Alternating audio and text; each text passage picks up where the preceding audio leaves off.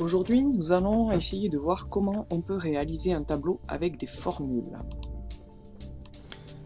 Nous allons utiliser OpenOffice Calc et créer un nouveau fichier. Nouveau petit exercice avec des ventes de ballons et un tableau avec 4 vendeurs, Claire, Jean, Marc et Charline. Nous allons compléter ce tableau double entrée avec dans les colonnes les vendeurs et ensuite sur les lignes les différents ballons vendus dans ces boutiques.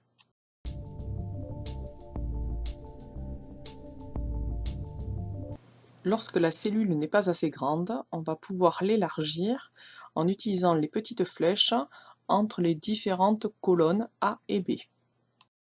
Un peu de mise en forme avec les bordures, centrer le texte et un peu de couleur en arrière-plan.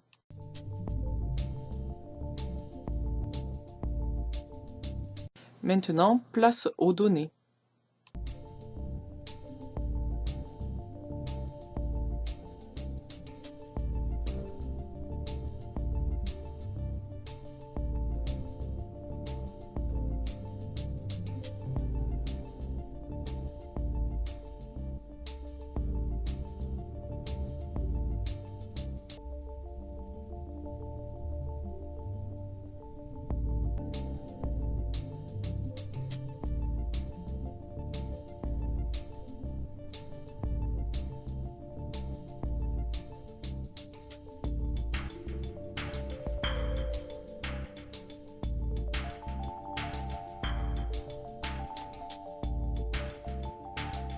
Pour pouvoir inscrire le titre, on va sélectionner les 4 cellules et les fusionner.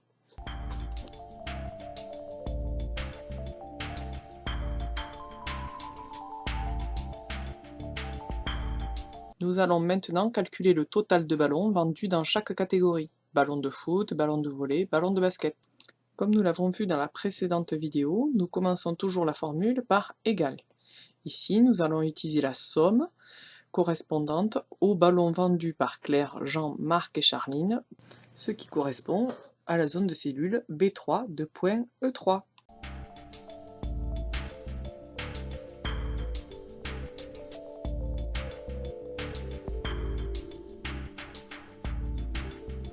Nous allons maintenant étendre notre formule en F4 et F5 pour avoir le total de ballons de volley et le total de ballons de basket. Nous allons insérer une colonne pour rajouter le prix de chaque ballon, afin de calculer le chiffre d'affaires.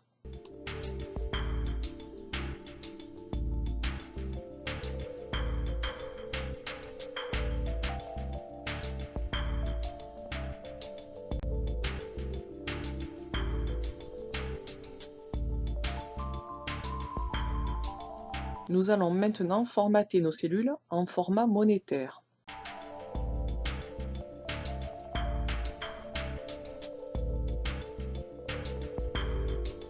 Nous allons maintenant copier et coller notre tableau pour pouvoir avoir un tableau de chiffre d'affaires.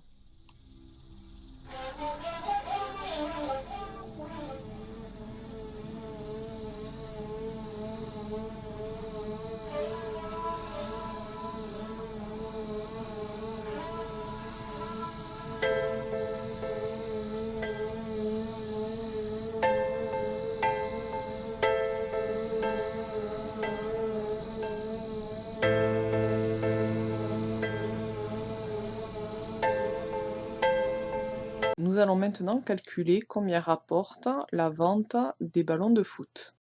La logique voudrait que dans la cellule G3, on saisisse la formule égale A3 multiplié par C3. Seulement lorsque je vais appliquer cette formule pour Jean, j'aurai une erreur. Effectivement, lorsque j'ai étendu ma formule, elle est devenue égale C3 multiplié par A3. Sauf que le prix du ballon, il est bien en A3, mais la vente de Jean est en D3. On va donc annuler les deux dernières étapes et revenir sur la première formule en J3. Dans notre formule, il faut que l'on prenne successivement la cellule C3, puis D3, puis E3 et enfin F3. Mais le prix du ballon, lui, en A3, ne change pas. On va donc figer la valeur de la cellule A3 en rajoutant un $ devant le A et devant le 3.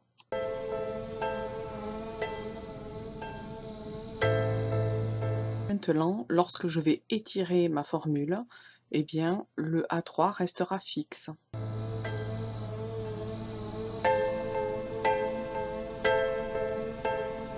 Je vais pouvoir étirer ma formule vers le bas en pensant à changer la cellule, car le prix de mon ballon de volley est dans la cellule A4.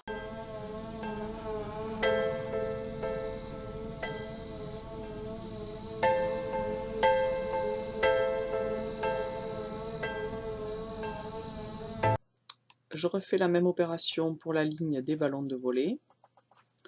Ensuite, pour le calcul du chiffre d'affaires des ballons de basket, en modifiant ma cellule fixe en $ à $5. Et à nouveau, j'étire pour toute la ligne des ballons de basket. On va faire le calcul total pour chaque ligne.